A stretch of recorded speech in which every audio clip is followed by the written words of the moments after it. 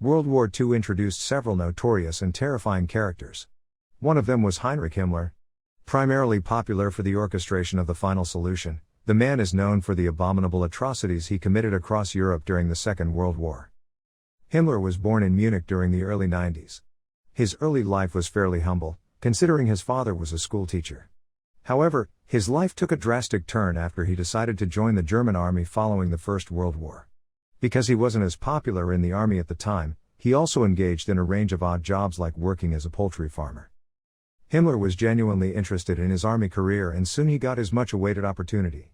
During the early 1920s, he joined the Nazi Party and was immediately lauded for his bravery and eloquent speeches.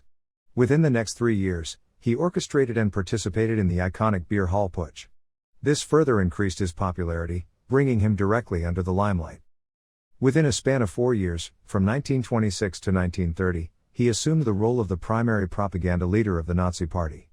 Owing to his unshakable demeanor, acts of bravery, and sheer military competence, Adolf Hitler decided to assign him a higher rank. So, in 1929, Himmler was promoted as the primary figure or head presiding over the SS. For the uninitiated, the SS is yet another invention of the Nazi Party. This group involved teams of military personnel who kept people on a check, vandalized and attacked suspects, and finally led to their assassination. Hitler was so enamored by the blue-eyed charm and military competence of Himmler, he also assigned him as his sole bodyguard. This was almost a year later after he was posted to Reichstag as the leading figure of SS. Unfortunately, despite his military competence, Himmler was a cruel man. His fate wasn't as excellent until the end either. During his last days, he was compelled to take his life by consuming potassium cyanide. In this video, we will learn more about Himmler, his early life, and his career. Additionally, we will also attempt to track and understand his journey into the Nazi Party, and eventually into a world of crime and monstrosity. If you like this type of videos, remember to give it a like and subscribe to help this channel grow. Early life. Heinrich Himmler's family background was humble, to say the least. He was born and bred in Munich in a middle-class family, where his father worked as a schoolteacher. However, Himmler did not want to follow his father's path as he had an indomitable desire to join the German army.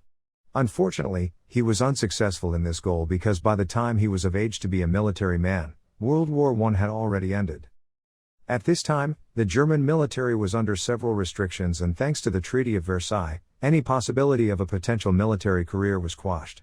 Because of that, Himmler had to choose other pursuits and he soon shifted his emphasis to cultivation and agriculture.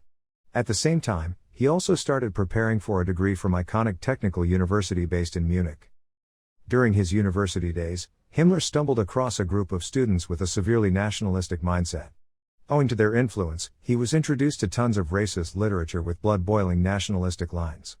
Given the political situation following the First World War, the material of this nature was extremely popular, especially among Germans who claimed to be radical but were still right-wing.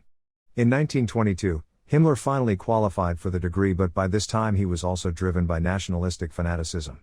He was a full-blown racist, nationalist who hated anyone and everyone who wasn't German.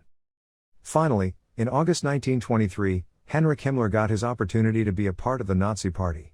By that time, he already idolized Adolf Hitler and was elated at the prospect of his new career. Such was the extent of his fanaticism that he quit his well-paying job to be a full-time member of the Nazi Party. Almost a month later, during the beer hall putsch, Himmler got his chance to march with popular Nazi figures of the time including Adolf Hitler and Hermann Göring among others. Unfortunately, the coup failed and Hitler was temporarily imprisoned. But all was not so bad for Himmler. During this time, he got yet another opportunity to establish a repute of his own in the Nazi Party. His speeches were extremely popular and almost all of them carried some theme related to the brave German race, the urgent need for the Germans to expand, and how the German population was under threat from non-Germans.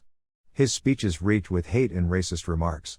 However, the masses were too gullible to understand his intent and fell for the nationalistic fervor. Career. The biggest turning point of Himmler's career was when Hitler appointed him the leader of the SS.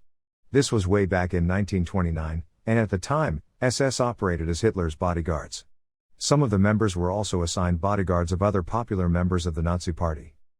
Immediately after assuming the new role, Himmler focused on establishing an elite faction for the party. He calculated the numbers and realized that the SS only included 280 men at the time. So, as a leader, his primary goal was to extend that number. In 1933, the Nazi Party finally assumed power, and owing to Himmler's blood-boiling, nationalistic speeches he could motivate many others to join the SS. Within just 4 years, the SS had expanded from 280 men to a whopping 52,000 men.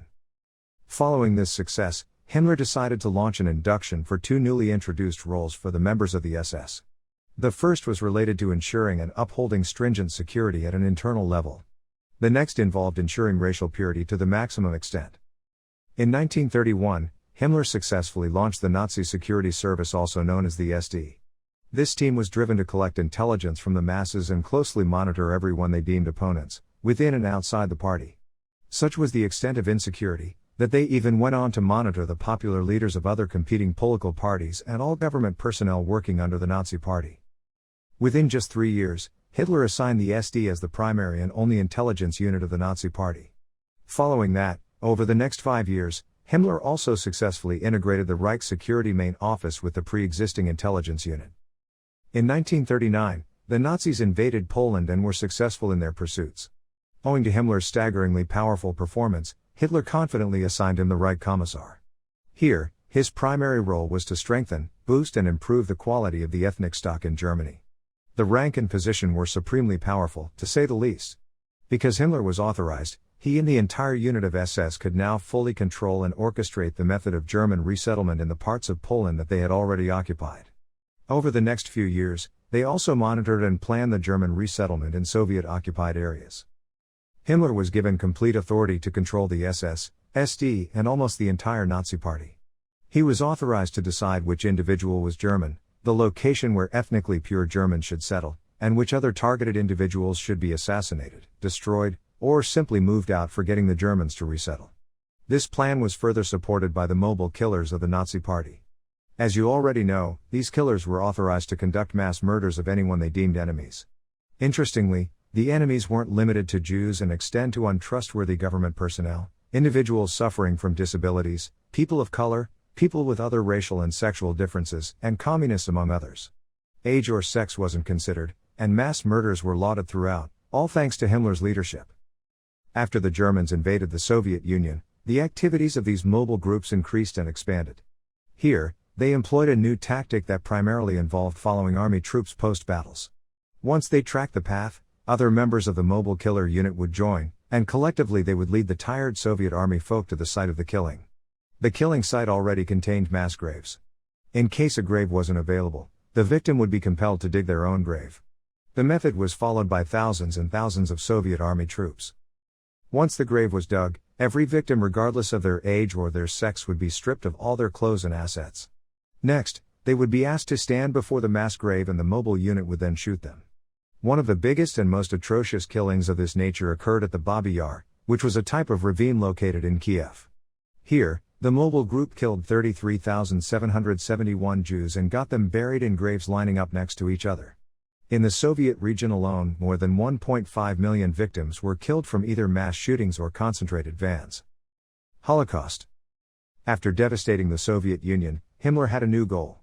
He now wanted to establish a concentration camp system, entirely led by the Nazis, which later came to be known as the Holocaust. In 1933, the first Nazi concentration camp was created in a desolate ammunition unit located in Dachau.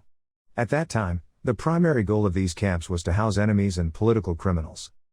So, during the first couple of months, these prisoners included communists, politically opposing party members, liberals, Democrats, or anyone who explicitly or implicitly protested against the Nazi Party. Hitler loved the idea of concentration camps and thus assigned Himmler to create a series of similar camps. During the close of the war, the camps housed millions of individuals from labor and transit camps, and any other killing unit.